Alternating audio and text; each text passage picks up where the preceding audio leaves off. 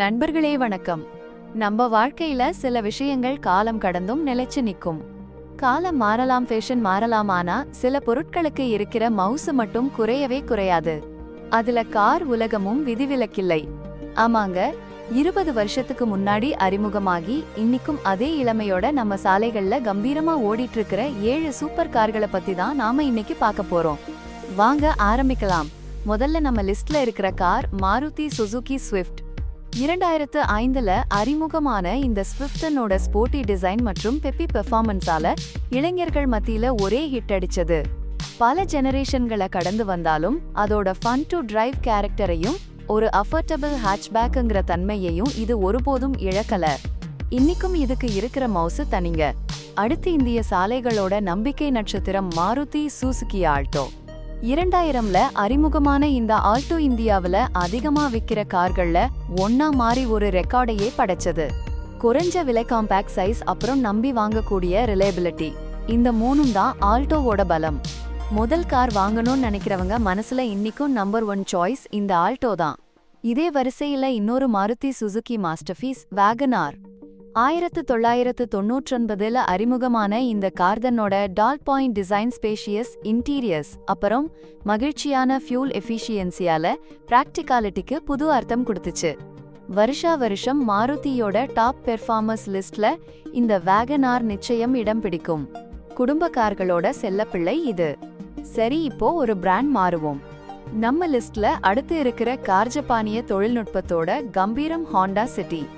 1998ல முதலா வெளியான இந்த கார் இந்தியால பிரீமியம் செடான் செக்மெண்ட்டுக்கு ஒரு புது பெஞ்ச்மார்க்கையே உருவாக்கிச்சு.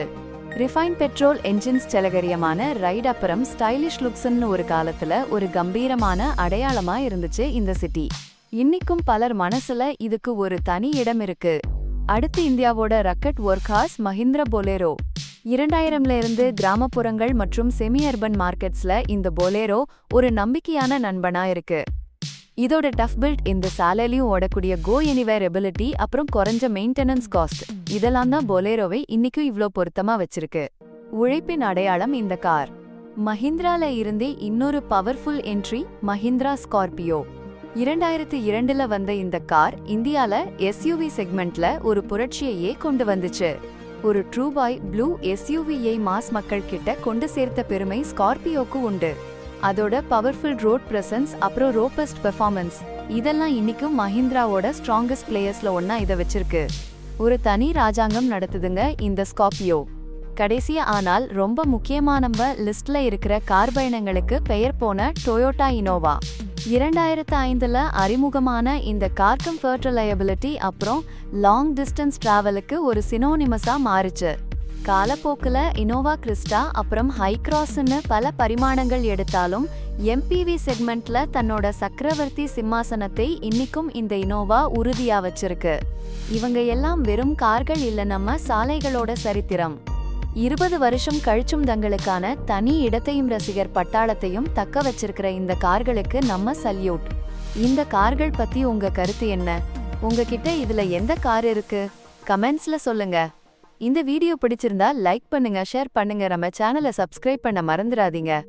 மீண்டும் ஒரு சுவாரஸ்யமான வீடியோவோட உங்களை சந்திக்கிறேன். நன்றி, வணக்கம்.